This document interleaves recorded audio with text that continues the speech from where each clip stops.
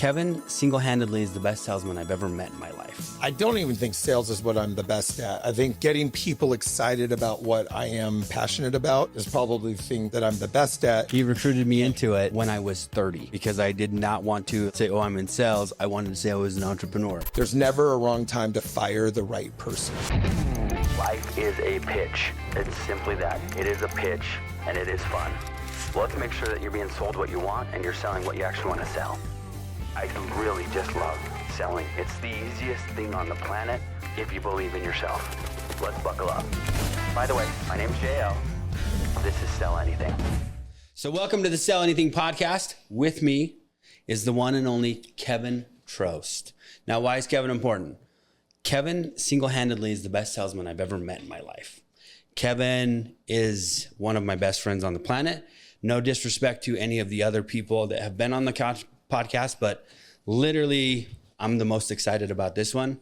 Kev has had a massive impact on my selling career. So currently we don't work together, but we've worked together for years and years and years. But because he is the president and founder of a company called Amenify, which is taking AI and booking appointments and accountability and follow-up for the home services industry and all the major franchises across the nation to the next level, like on fire there. And you'll see as the podcast goes why it's so much fire. But Kev, tell us about you, dude. Why are you so handsome? Let's hear what you got. Yeah, well, so I grew up in Seattle, Washington. I came out to school in Utah when I was 18. I met a girl from Provo. We now live in Sandy, Utah. We have 4 beautiful daughters. I've always been competitive. I finally accepted that sales is what I was probably, actually, I don't even think sales is what I'm the best at. I think getting people excited about what I am passionate about is probably the thing that I'm the best at. That translates really good in sales and recruiting and scaling and growing and things. And so, I did some different things trying to not accept the fact that I was probably going to end up in sales at some point. And so when I was about 27, I finally accepted it. And yeah, it's been a fun ride and it's good, man. Well, on that note, the funny thing is like, same path, because as you know, I didn't start knocking doors because you recruited me into it when I was... Sorry about that, by the way. No, I loved it. He recruited me into it when I was 30 because I did not want to say, oh, I'm in sales. I wanted to say I was an entrepreneur, maybe a entrepreneur, made $0, made no money. And Kev's like, hey, dude, come knock doors. You'll make more in 4 months than you've made in the last 3 years. And I was like, yeah, okay, whatever. And the hardest part was I did not want to admit. I woke up every morning being like, I'm a door-to-door salesman. I am the worst. It is literally the hardest part of the job. But then once you embrace it, you're like, oh, dude, this is the easiest thing on the planet. Yeah, it's not even the door-to-door anything. I mean, it's not that it's door-to-door. You can learn it in other ways too. It's just door-to-door. It's just such an accelerated education. And you just shoot through the learning curve of, how to overcome objection, how to build credibility, how to build urgency, how to connect quickly with people. There's so many sales skills that are essential for anything that you're going to do post learning those things. And it's an accelerated course, but I definitely don't think it's the only way to learn those things, but it is a way to learn those things. Very accelerated way. Yeah, for sure. And then with your calves and your energy, I knew physically you could handle the grind. So I appreciate it. Should we show him your calf? My calves rival JL's, but his calves are incredible. Well, thank you. I do mountain bike, but I think we need to tell everybody how we met. Okay. I did. So I don't know how many of you. How in depth are we going here? Well, I'm gonna just tell them how we met. And so, JL and I actually met in Mother Russia in a place called Omsk. It's out in Siberia. That's also true. We were serving a mission for our church together at the same time, and I met JL in about 10 seconds. I was like, oh, I was hoping a guy like this would be out here. Like I within 10 seconds, I knew we would be buddies for life. I really did.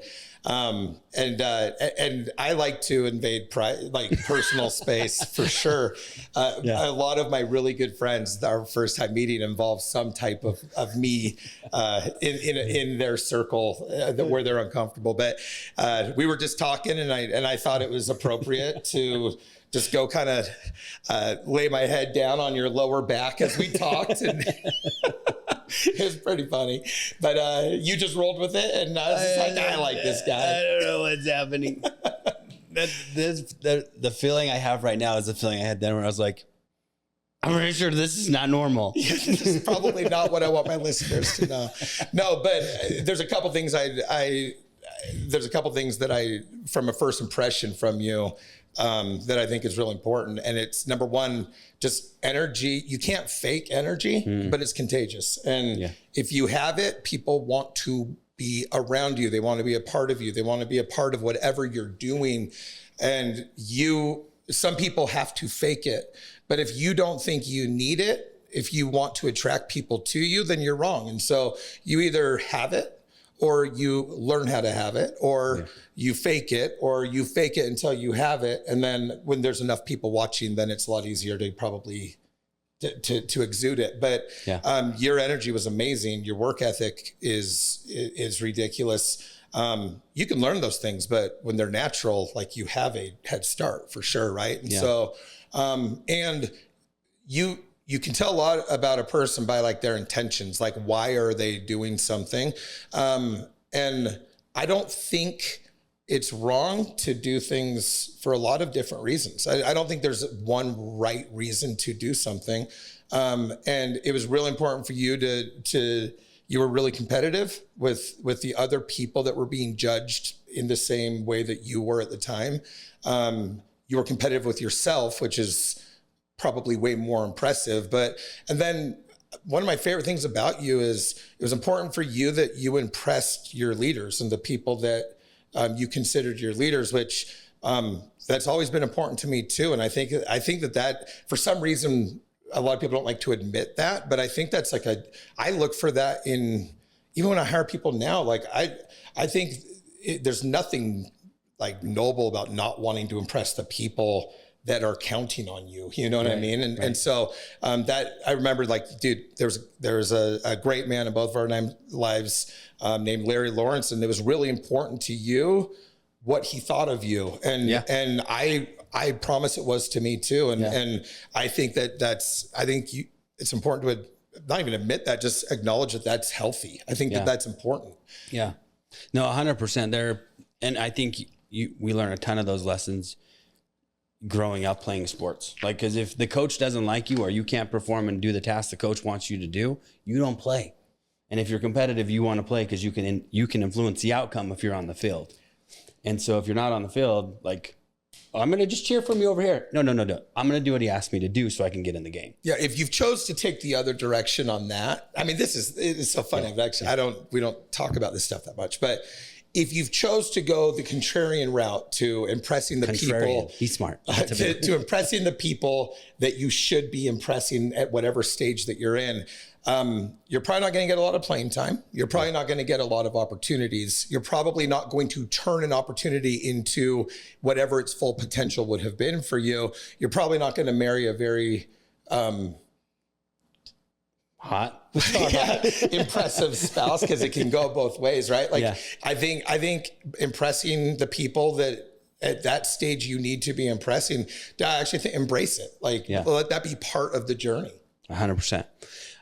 Dude, I agree wholeheartedly. And the cool thing is if you're holding yourself to a high standard, to impress them is easy, because so many people won't hold themselves to a high standard because they do choose the rebellion. Like the kids these days, right? Now we're old. So the kids, let's talk about these kids. We say that, but they call it a pick me. Well, dude, you don't have to be a pick me, like, and be like, hey, pick me.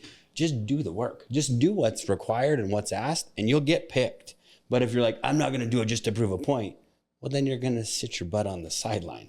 Yeah. I mean, how do you expect to be a leader if, like, number one, you're not going to get the opportunity to lead. Number two, if you're missing out on that principle, then you're going to neglect that when you are a leader, which is what actually helps you develop future leaders. They have to love you. They have to trust you. They have to want to impress you for you to even want to invest your time into developing them anyway. And so really, like, it's a win-win, because every leader is just praying for the people that they're leading to like buy into what they're teaching them or what they're trying to get them to do.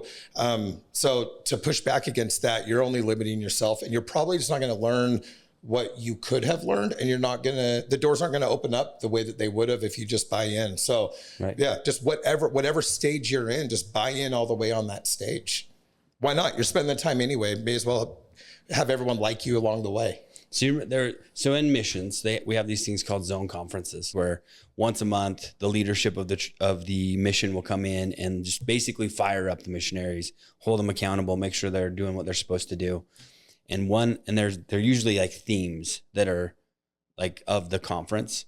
And one of them was, where'er thou art, act well thy part, like, which speaks to what you was saying of whatever your role is, do it. Like, just do your very best and do it with enthusiasm. Do it with that energy we were talking about. And eventually the role will get bigger and bigger and bigger, and then you'll be at the top. This is something Kev would always say on the mission. And he's the king of analogies, dude. And you're going to hear a handful of them throughout the day, like a ton of them. I speak in riddles. He does speak it. He's seeing a riddler, man. But he would always say, the cream rises to the top. The cream rises to the top. Do you remember saying that? It always does. He still says it. It always does. It's funny. I changed it to not be confusing. But every year with my company now, every year I have like a theme. And this year it's wherever thou art, act well thy part. But last year it was, we were a startup, right? We were getting going. And so last year the theme was, you're not allowed to get offended unless it was intended. Tell me more. What does that mean? So there's especially in a startup, no matter what, it's going to be a long road. Especially if you're trying to grow and scale as you're doing it. There's going to be so many distractions. There's going to be so many things you weren't seeing. It's already hard enough. If you're easily offended and you're an entrepreneur, then you're going to make it so much more difficult than it is. But even if you aren't easily offended, if you're hiring people who are easily offended, especially when it's not intended, it's so easy for you to get turned into a babysitter, right? To turn into a therapist of feelings, when really, like, if you get offended and they didn't mean to offend you, that is 100% on you. Mm-hmm. And that means, to me, you're just looking for a reason to be offended. When people are offended, they're distracted and they're not focused on what they should be focusing on. They want restitution. If it wasn't intended, then what are you wanting from that person? To tell them that they did mean to offend you? And so it's very hard to come to a resolution. But I've noticed when there's lulls in companies or there's not good momentum, a lot of times there's people that are there, or even the business is just, they're being offended too easily. There's that victim mindset that creeps in. And to me, it's a thief of productivity and of momentum. And it's a way, I think a lot of people, they fool themselves. Hey, I worked really hard today. I was in meetings all day.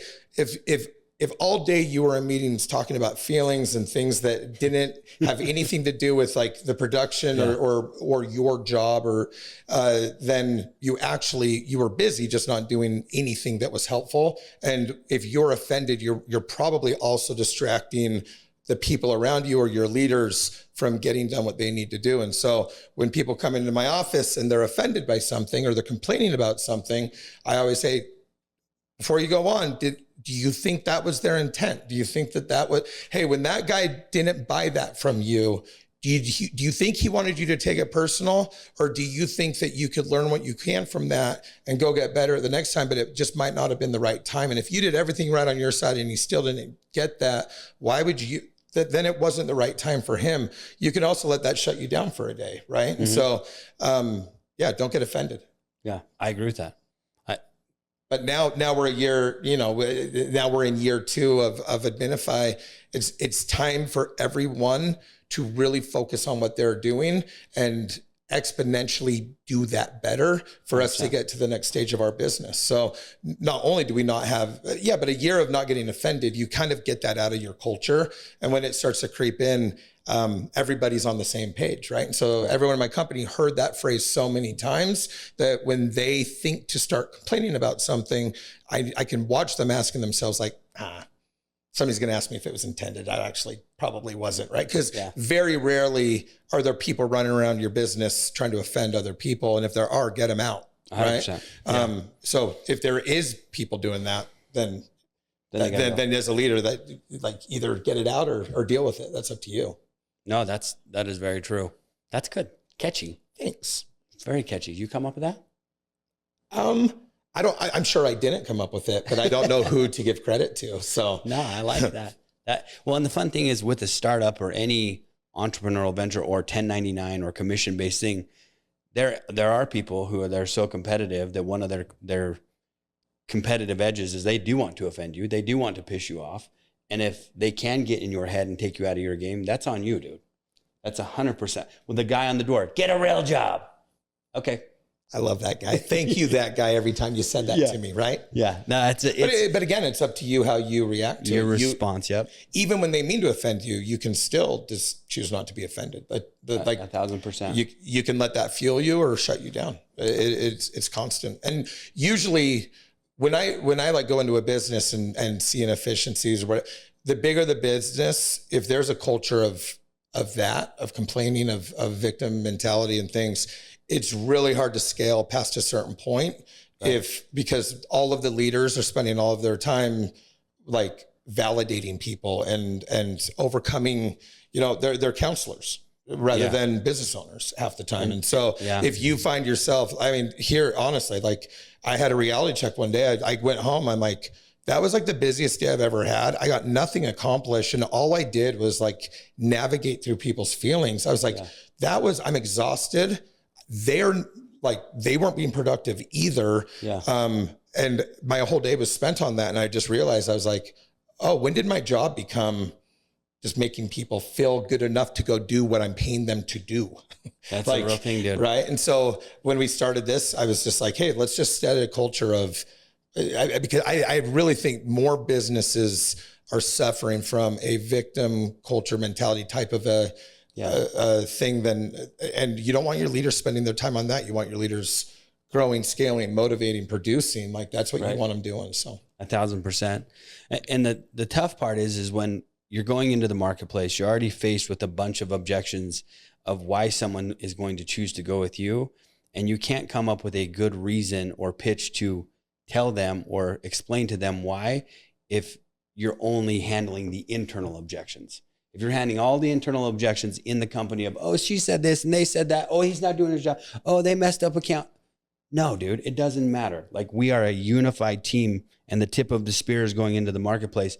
Let's go. Let's stay focused. So it's super powerful. You know, it's bad when all you want to do is the thing that you usually dread, right? I just want to go knock some doors. I would rather than strangers take my energy than these guys or, these sales guys or my technicians or whatever. It's a cancer that can creep in. And usually it feels like it's coming from good intentions, but it can paralyze companies and momentum, especially so. Dude, it makes me think of a story that, like, just to illustrate the point, because this is across the board. This happens now. I'm going to say it. We're in our 40s. It's not that old, but we're in our 40s.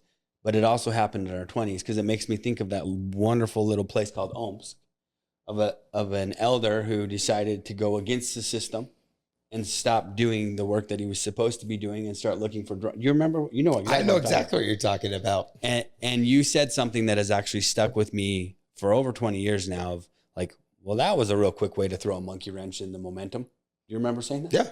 Oh, it is. We had so much momentum, dude. And then all of a sudden, the work that we were actually there to be doing went on the back burner to handle this individual's drama. Yeah, it's very selfish. You're hijacking the focus of a company, especially when you're getting your leaders involved. It actually, like, even if it's worthy, it's still a horrible use of your leader's time. Like, no matter what. And if a whole business is, if you're good enough at being that person, you can get the whole business to get distracted by it. Right. And so 100%. like, but I also think a lot of people come from cultures where that's acceptable, where that's what they do. That's how they leverage. That's how they get growth, and that's how they get the opportunity from somebody else. That's why unions exist. Yeah. Right. Yeah. And so so I just think if you're starting something, or if you're new, before really growing it, like, set it up in a way where that's just not what we do here. And then if it is in your company, don't underestimate how distracting it is from where you're trying to go, and change the culture. And you might have to fire somebody that you love what they produce, but you hate what they're doing to your culture. But there's never a wrong time to fire the right person. Expound on that one just a little bit. That was the good one. If somebody needs to go, it doesn't matter what you're losing by letting them go. If they need to go, they need to go. Dude, and two things come to mind on that. So if you're listening to this podcast, you probably are not in an environment where the whining, like the squeaky wheel, always will get the attention. But if you're listening to this podcast, you're probably in an environment where there may be a sales rep who is the top producer, or there may be someone who is dominating the space, but every single account they bring on has red flags written all over it, fraud attached to it. And yes, they're on the leaderboard, because we dealt with this in almost every single group. Yeah. They're on the leaderboard, and then all of a sudden audits come through, and like nobody made any money except for them. Yeah. Well, and what's worse is when they're affecting your culture, or they're people are wanting to do it the way they're doing it because they're getting the recognition from doing it a certain way. And all of a sudden, a lot of things can creep in if you let it. 100%. And there's such a delicate balance, because you don't want to discourage the production that is the desired result. But is it really the desired result if it actually doesn't stick? If the fruit is rotten before you can even pick it? It reminds me, I had he was the top rep in a campaign that we were doing, like, by far.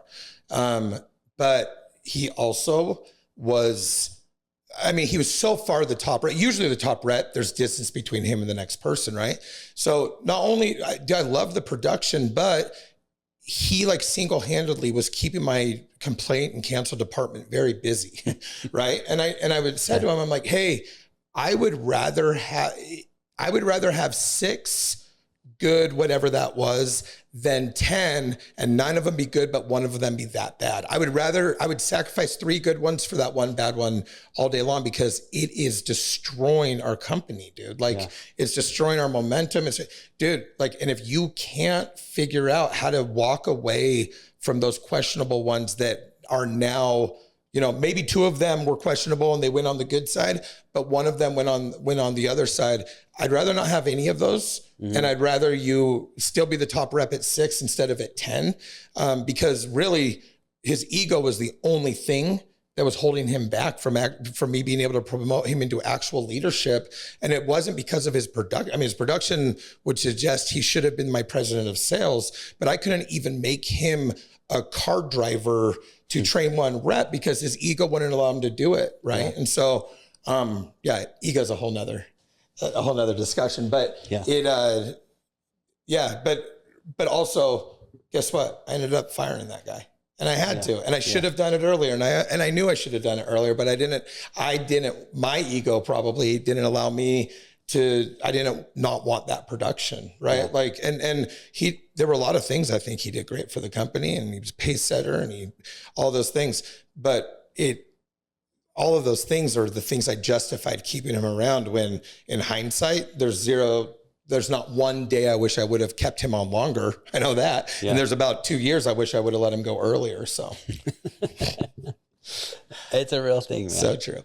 It is so true. So let's go down that conversation of ego, because here's partially some of the framework of all of this is there are things that keep people from being successful.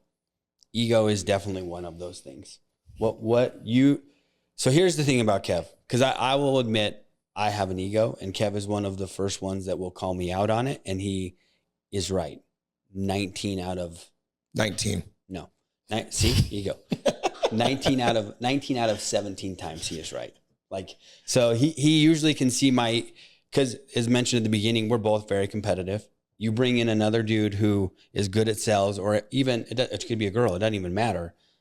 That competition and that ego gets involved, and Kev could see mine flare up from a mile away, which would then just get in the way. And he could see that with everybody else.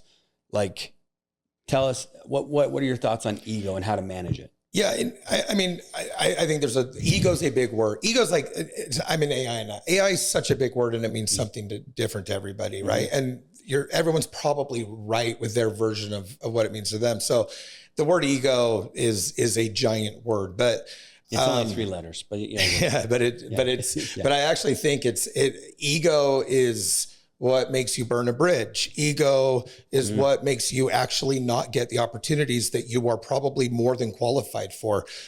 Ego is why you miss out on good opportunities. Ego is why we don't reach our potential with whatever we're doing. It's almost always our ego that gets in the way.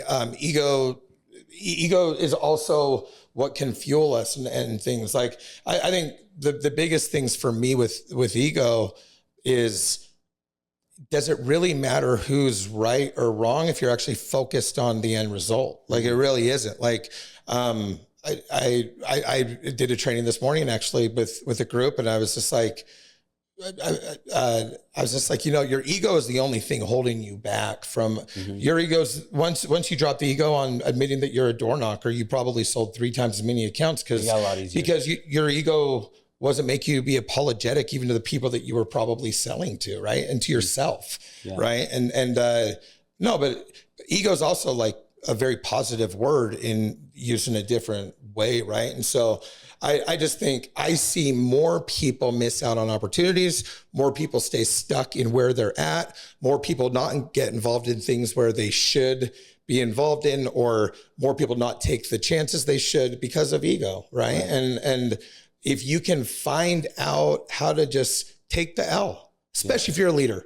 Leaders with ego, you will never grow. You will never grow. Like if you have to take credit for every win, and if you have to pass the buck on every loss, like you are so capped in what you can do. It usually isn't what you're saying. It's usually not a fine tuning thing when somebody can't figure out how to get over the cap. It's an ego thing almost every time. And it's up to them if they want to hear it or not.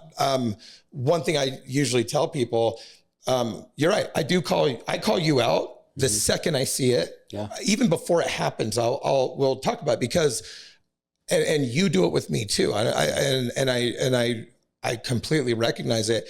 I think there's only probably 5 people in my life that my ego allows them to confront me on that, and I'll be receptive to it. But those people, when they do, I listen every time, and they're not wrong. They've never been wrong. Like every time when they're telling me, I'm telling myself that they're wrong, right? But they're never wrong. But also be aware on the other end of it. Like, I don't call out everybody on their ego because most people, I'm not the guy they would listen to anyway. So all I'm going to do is just going to cause contention, right? But when you have a relationship with somebody that you can have that conversation with, just recognize who those people are, and then they're not wrong.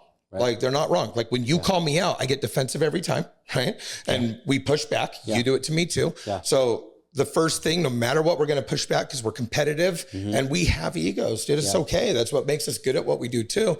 But then if you have too big of an ego to be self-aware and trust the people, that then you're just very limited on where you're going to be able to go, right? Very capped. So one of my favorite things, when I worked with Trost last time, so I have a company currently that's doing really well, that under Trost leadership is who I built it, or where I built it. And it's what I do full time now outside of Sell Anything.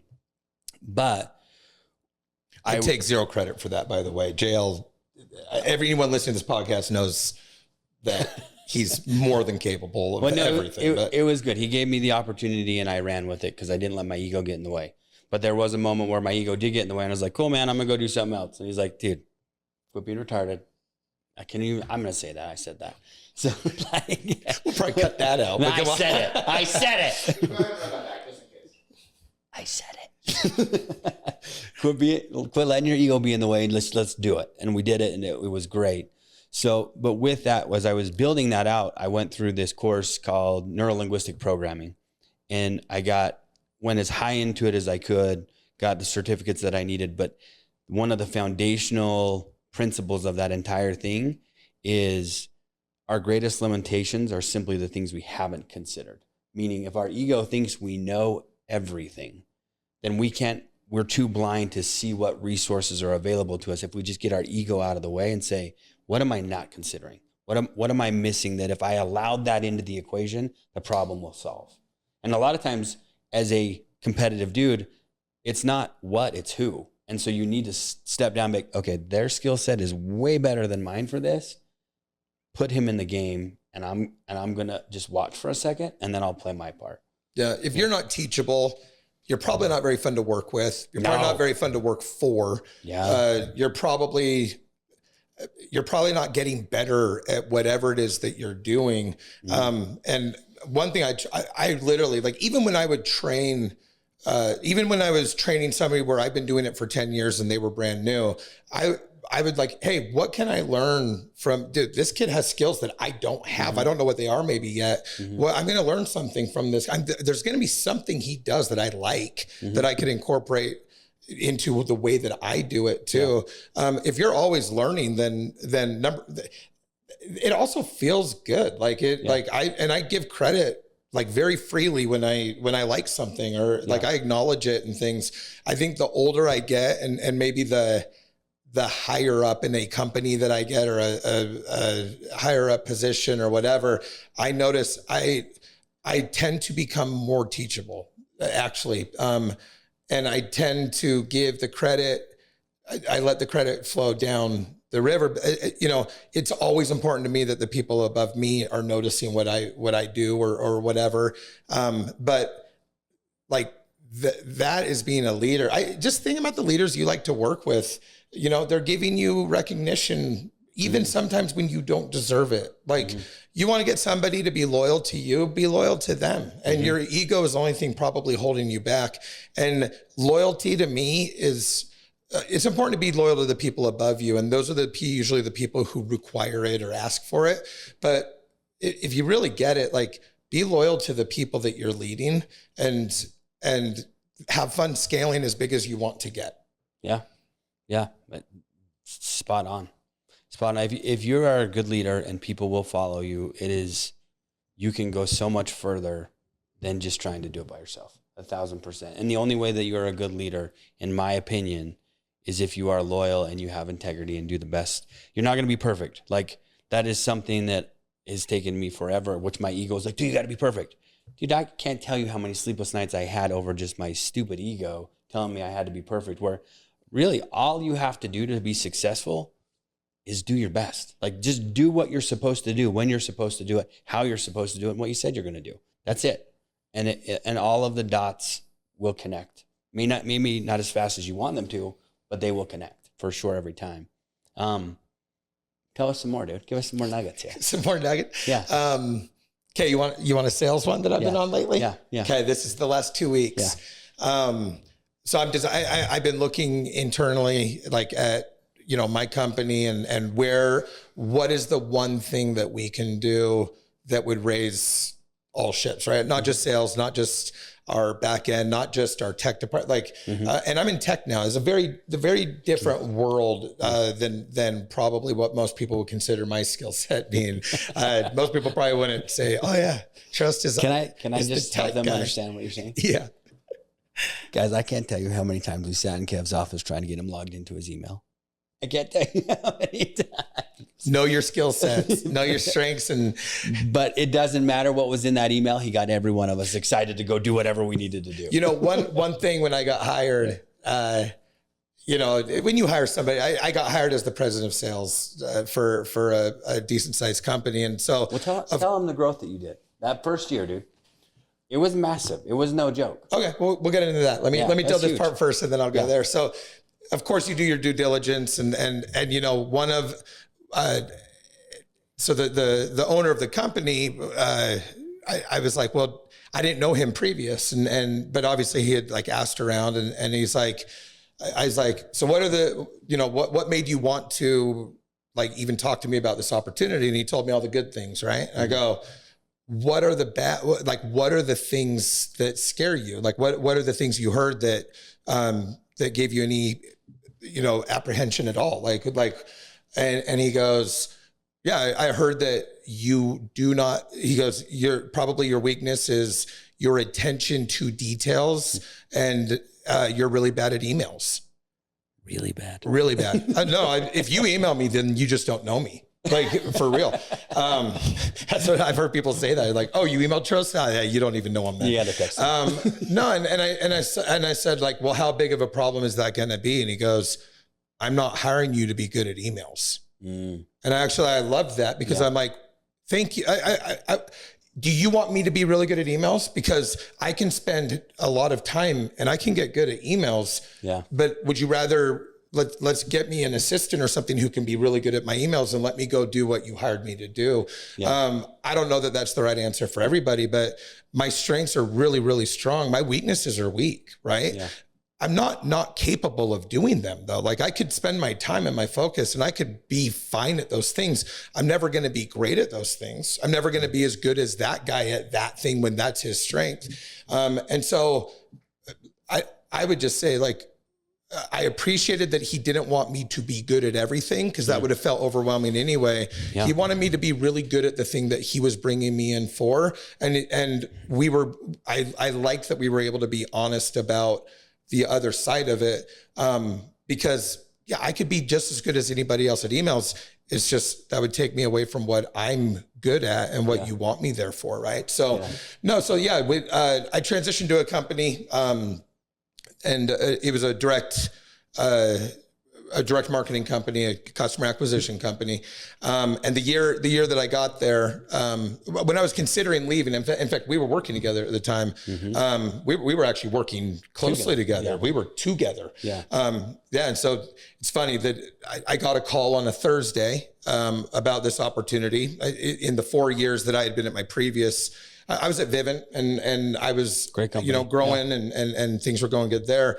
I never even listened to another opportunity. Like, I really didn't, because I told myself, hey, there's always going to be other opportunities.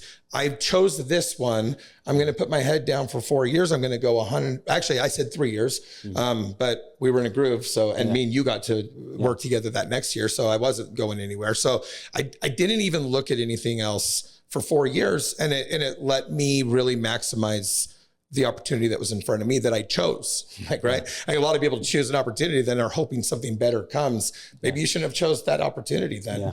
Right. So I gave myself like a window of like, I will not look at anything else. So it was a Thursday, and the end of our selling season was on Saturday. And so I got a call on Thursday with perfect timing, recruiter. Yeah. So, and I remember I came home and I talked to you. You were the first person I talked to. And then I literally called my two leaders and let them know I got this call.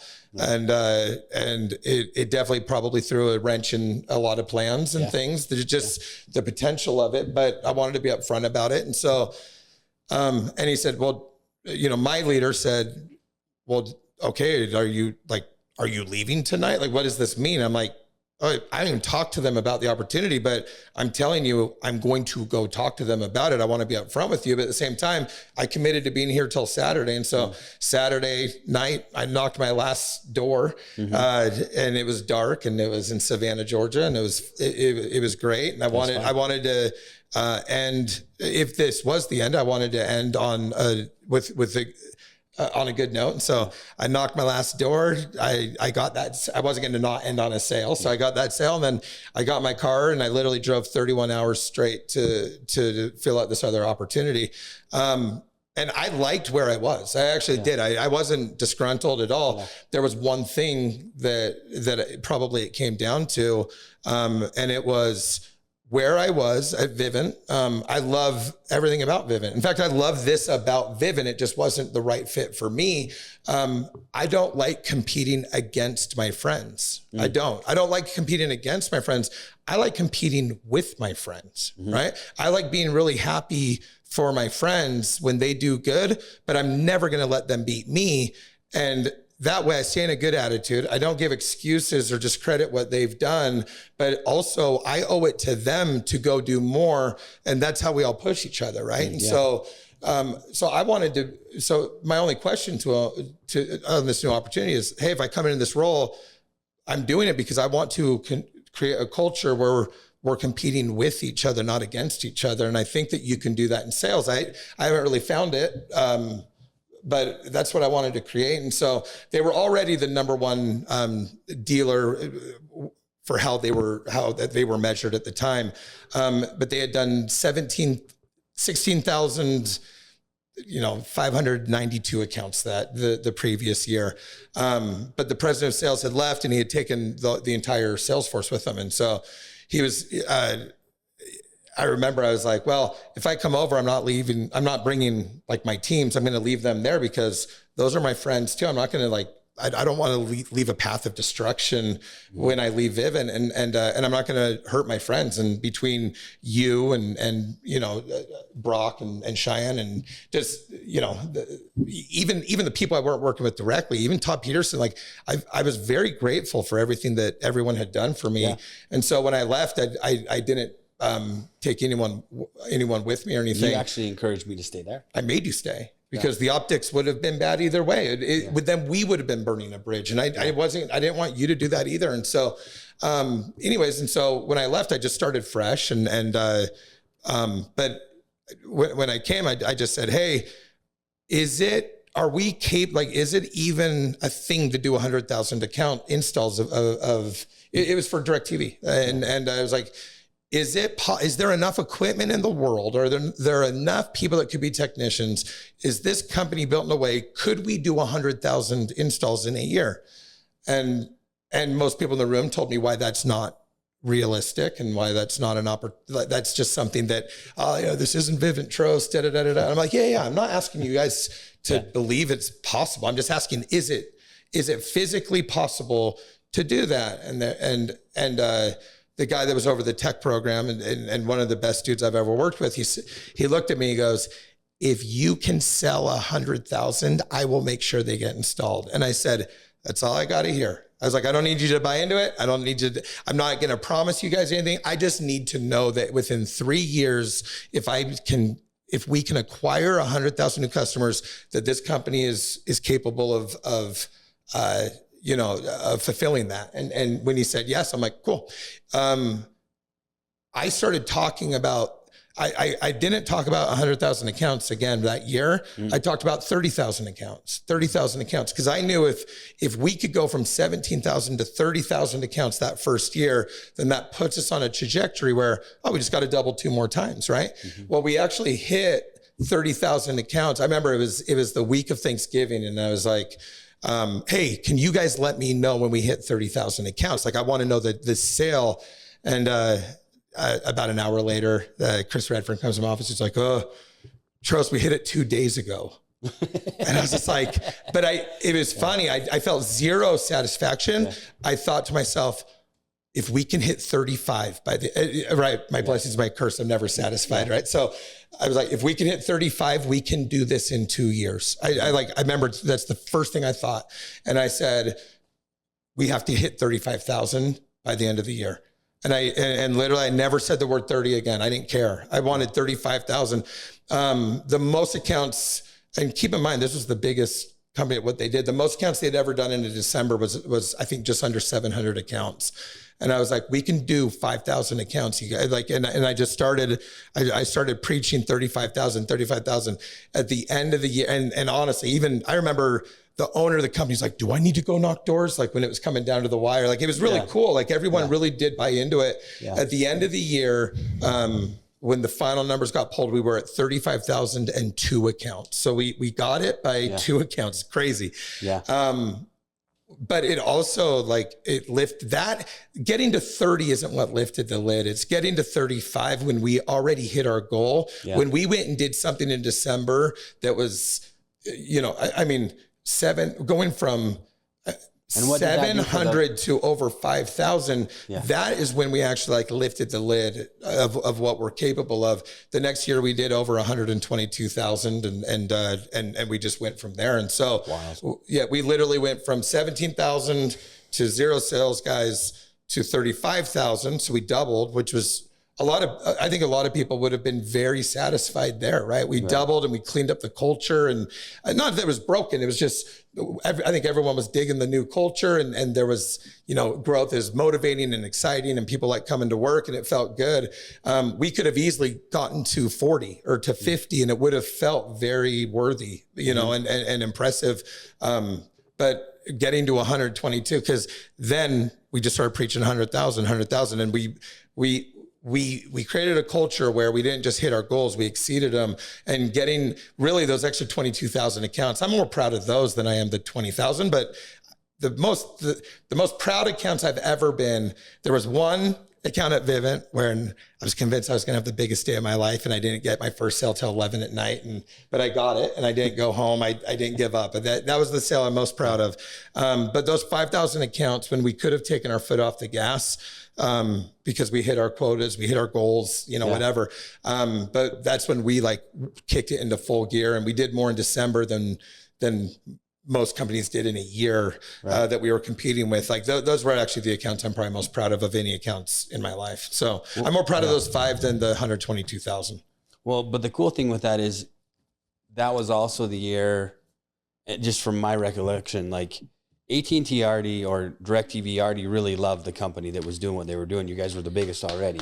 But to do that in December, going back to the beginning of the conversation, if you're on board and you impress the people that you're working for, all of a sudden it seemed like there were more resources coming from them to be like, oh, let's pump a bunch of stuff into these guys so they can go from what they did 35 to 122.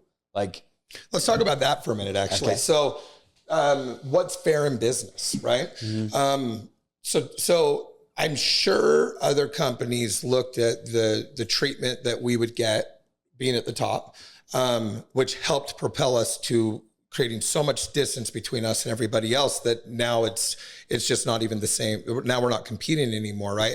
I don't like to beat people. I like to create distance. I like to remove all doubt that it didn't matter what you did. You weren't getting close, right? That's how I like that. That's when it feels good, right? But what would be unfair is if the people willing to go sell 5,000 accounts in a December and sacrifice everything to do it, if they got this treated the same as the people who took a winter vacation, right? Mm-hmm. To me, that would be unfair. So fair does not mean equal ever, in my opinion. Fair is like, and any companies out there who are just trying to be fair and equal across the board, like you're not actually being fair. Like what's fair is the guys who deserve it get your attention. The guys who deserve it get your resources, and the guys who deserve it are going to be who take you to where you're trying to go anyway. So it would be unfair to yourself to treat everyone equally when they don't deserve to be treated equally, right? And if you're listening to this and you're thinking, well, if I had the same opportunity as that guy, then I would be able to do that too. Don't let your ego tell you that that's why. Go be that guy and you're going to get that opportunity, right? Like, and it would be unfair if you had the same opportunity. It would be unfair if you got paid the same. It would be unfair if he got to show up late, but you had to be on time. That would be unfair because you guys produce and you guys are doing something different on the other end of it. So why should you get the same opportunity? Agreed. Right. And if you feel like it's not skewed in your favor, then be honest with yourself that you haven't put yourself in a position to make the people that can offer those, the equity or the fairness, force their hand. Yeah. And if they treat you the same, they're going to lose you because you know you're worth more than that guy. That's fair. Yeah. I agree, dude. So I can't help but think